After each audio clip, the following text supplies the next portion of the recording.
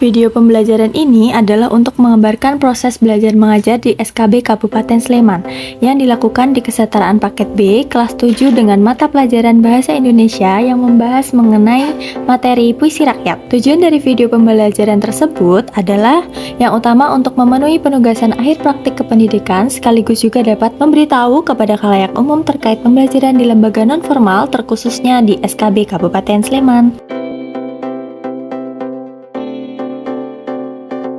Assalamualaikum warahmatullahi wabarakatuh. Oke, teman-teman, sebelum kita mulai aktivitas belajar kita, langkah lebih baiknya kita berdoa dulu.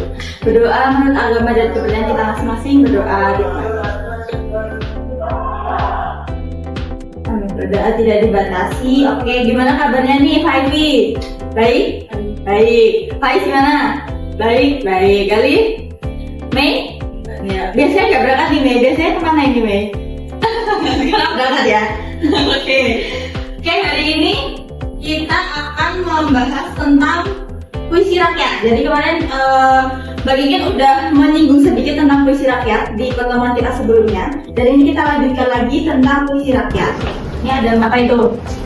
Coba dibaca dari awal, dari depan. Berenang-renang ke ketiga, bersadi-sadi dahulu, bersenang-senang kemudian. Oke, apakah itu? Apa itu? Puisi, pantun, apa? Puisi pantun, gurindam apa? Mantra, sebelum kita bahas lebih lanjut. Pantun. Oke. Sekarang yang kedua. Ada yang kurang pikir, kurang siasat. Coba Pak Yudi baca. Kurang pikir, kurang siasat, untuk ini tolak sesat. Oke. Kalau menurut wajan dan sesat, boleh ditinggal atau sesat. Oke, itu kira-kira apa Pak Yudi menurut kamu? Pantun. Pantun. Apa ini? Menurutku pantun. Ayo.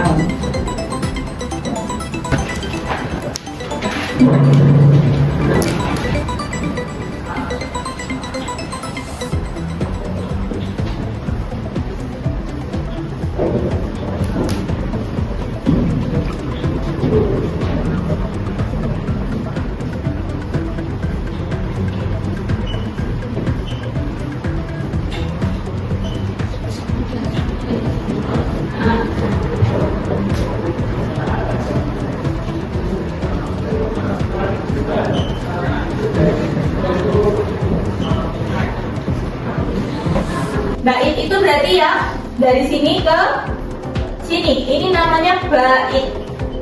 Tapi kalau satu ini ada 1, 2, 3, 4 ini namanya baris. Jadi setiap satu garis gini itu baris. Tapi kalau satu paragraf kayak gini itu masuknya bait. Jadi bait itu biasanya ditandai dengan spasinya lebih banyak.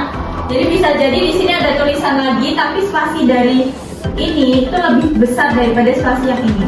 Gitu. Jadi di jedanya itu banyak, itu yang membedakan per bait. Terus kalau gurindam tadi setiap bait itu terdiri 2 baris atau 2 lari. Jadi satu baitnya itu cuma satu gini sama gini, udah. Terus bawahnya lagi di bawah spasi lagi baru 2 lagi gitu. Itu ciri pertama dari gurindam. Terus di setiap larik itu terdiri 8 sampai 14 suku kata. Kalau di pantun tadi kan sampai 12 suku kata. Kalau di gurindam itu 14 suku kata. Suku kata tadi yang gimana? Perejaan. Jadi misal berakit-rakit ke hulu, berarti berakit-rakit ke hulu. Jadi di hitungnya perejaan kata. Terus yang selanjutnya ada larik pertama itu merupakan syarat, terus yang larik keduanya itu jawaban. Jadi yang pertama ini tuh syarat, terus yang kedua itu jawaban dari syarat yang di atas. Ya, sakit-sakit dulu, bersenang-senang kalau menurut dia. Di situ ada rimanya berpola A B, artinya bunyi akhir baris pertama sama dengan bunyi akhir baris ketiga, terus bunyi akhir baris kedua sama dengan bunyi akhir baris keempat. Bunyi akhir tuh ini nih. belakang-belakangnya ini. Ini kan sama kan? Ke hulu sama dahulu, sama apa beda? Sama. Nah, jadi dia sama.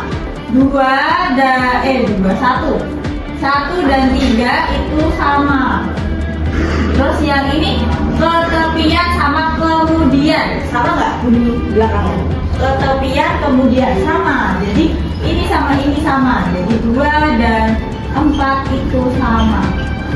Jadi ciri-ciri puisi itu puisi pantun itu harus seperti itu. Jadi rimanya itu A B A B. Mana berarti? Kalau udah 2 ketemu berarti yang nomor 3 itu merupakan X nomor 3 merupakan mantra ya, yang terakhir. Terdiri dari beberapa rangkaian kata yang memiliki irama. Terus juga isinya itu berhubungan dengan kekuatan gaib serta dibuat dan diucapkan dengan tujuan tertentu. Terus juga mengandung rayuan atau juga perintah. Jadi ajakan gitu. Terus juga ada satu bagian yang utuh dan tidak bisa dipahami melalui setiap bagiannya. Jadi semisal cuma mau diambil yang assalamualaikum anak cucu gitu, nggak bisa. Cuma mau dipahami yang hantu penggulu itu juga nggak bisa. Jadi harus mereka itu saling berhubungan. Kalau mau memahami salah satu teks tentang mantra, ya harus dibaca semua. Baru kita bisa tahu makna dia apa.